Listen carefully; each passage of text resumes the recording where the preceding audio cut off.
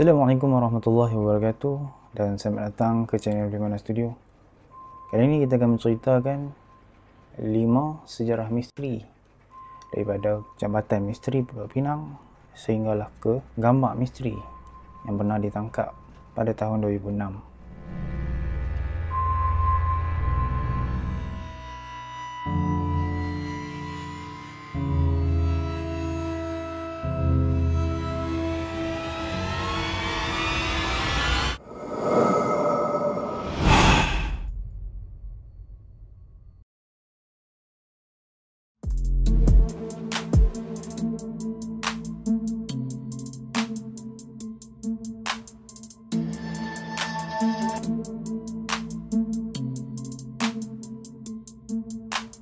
Okay, hampa boleh pergi check it out. Dia punya Facebook, dia punya Instagram.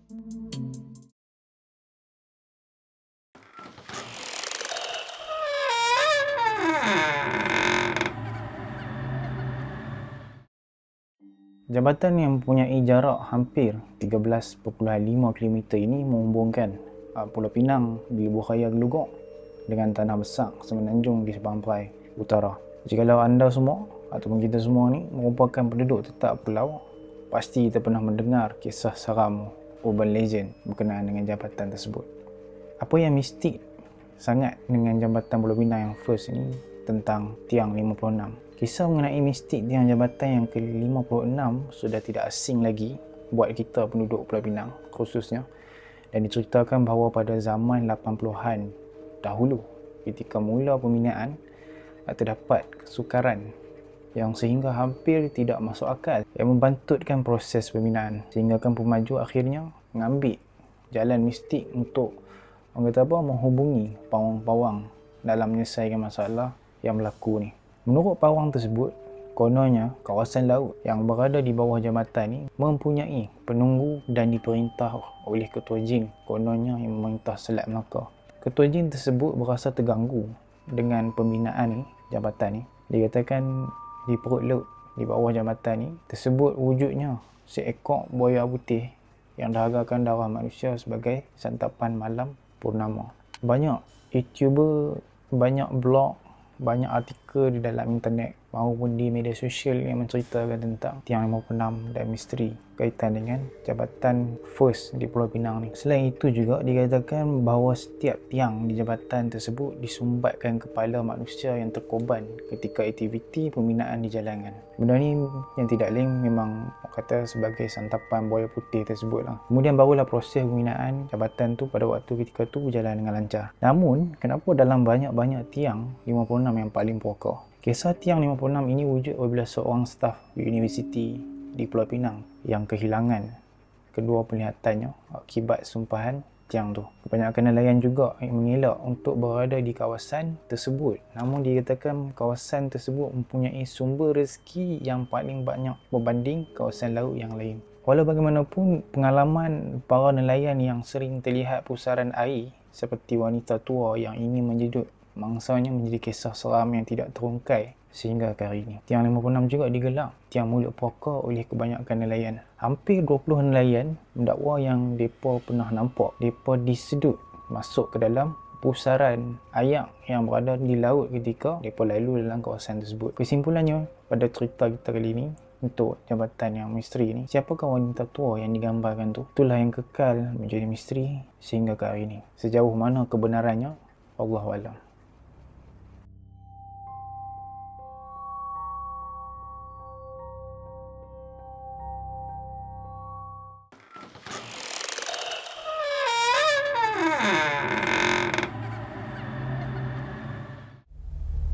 Pada tahun lepas, ada 3 bungkusan kotak misteri yang ditinggalkan di hadapan pejabat konsulat China di Pulau Pinang. Benda ni mencetuskan suasana panik pada tahun pertengahan 2020, yakni tahun lepas lah.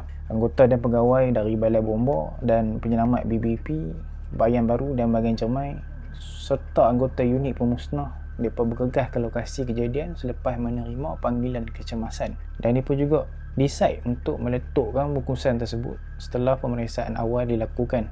Takut-takutnya ada benda-benda yang berbahaya di dalam kotak ni, mungkin bom dan sebagainya, Allahualam. Tetapi apa yang mengejutkan, Ternyata isi kandungan dalam bungkusan tu bukanlah benda yang berbahaya mana pun, tetapi hanya mengandungi topeng muka, iaitu face mask. Tapi yang tu mereka tengok selepas dah meletup lah. Mana kata sebelum meletup mereka tak cek sebetul-betulnya lagi, mereka terus letupkan, maka mereka letupkan sekali kan face mask ni. Kejadian ni sangat epik dan misterinya pemberian daripada siapa tu masih lagi menjadi tanda tanya.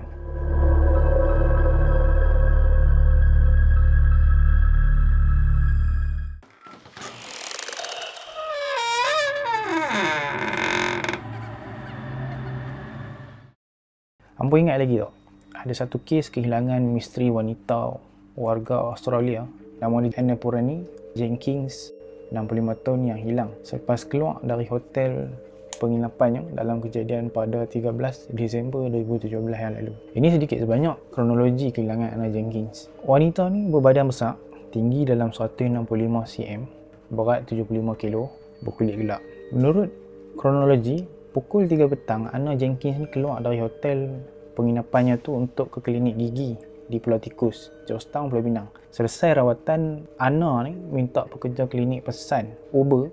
Kalau sekarang Uber dah tak ada kan, ada Grab. Waktu tu Uber masih ada, untuk pergi ke rumah kebajikan Little Sister of Paul yang berada di Batu Lancang, dia yang hitam. Anna minta driver Uber berhentikan dia di traffic light Jalan Scotland. Driver tu berhentikan kenderaan di sekitar kawasan sekolah jenis kebangsaan Tamil Ramakrishna yang berada di hitam ni lah. Selepas itu, tiada langsung khabar berita mengenai Anna Jenkins ni sehingga kini. Dan mengikut update yang terbaru, yang terlatest tentang misteri kehilangan warga Australia, yakni wanita ni, memang agak mengejutkan apabila ada satu orang, ia ni macam gardener lah, pekebun, yang jumpa tulang manusia dan longgokan pakaian di kawasan hutan berhampiran jalan batu gantung yang dipercayai mempunyai kaitan dengan kehilangan Anna Jenkins ni. Dan keesokan harinya, lelaki tersebut membawa baju tulang tu ke Balai Polis Kampung Baru di Pulau Pinang, Georgetown. Hasil bedah siasat yang dilakukan mengesahkan ya memang ianya tulang manusia, yakni polis berkata pihaknya tidak pernah memberhentikan siasatan ke atas kehilangan warga Australia, yakni Anna Jenkins ni. Malah sebarang petunjuk yang mungkin dapat digunakan sebaiknya untuk menyelesaikan misteri kehilangan wanita ini. Boleh katakan sampai sekarang masih belum jumpa lagi lah.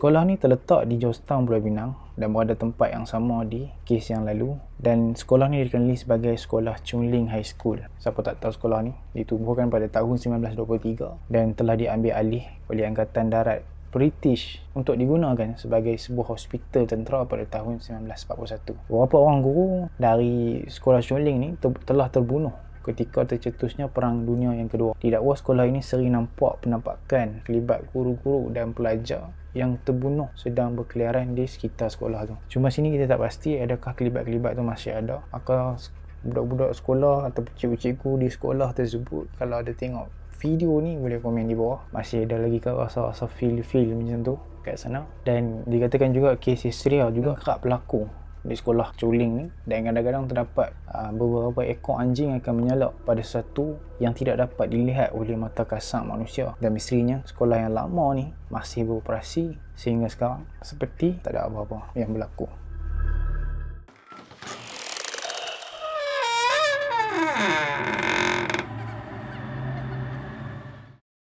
Diceritakan bahawa pada waktu 2006 dahulu, ada satu orang pelancong Australia yang pergi melancong di Pulau Pinang dan berada di Tanjung Bunga pada hari Selasa pertengahan 2006. Waktu tu dia sampai situ, dia hanya sekadar nak ambil gambar kenang-kenangan pada senja hari lah. Dan gambar tersebut dikatakan misteri disebabkan selepas dia cek balik gambar tu pada keesokan harinya dan dia mencuci gambar tu, dia dapati ada objek yang tak dikenali, yakni piring terbang pada gambar tersebut. Jauh betul dia terbang daripada sana sampai ke Malaysia, Pulau Pinang.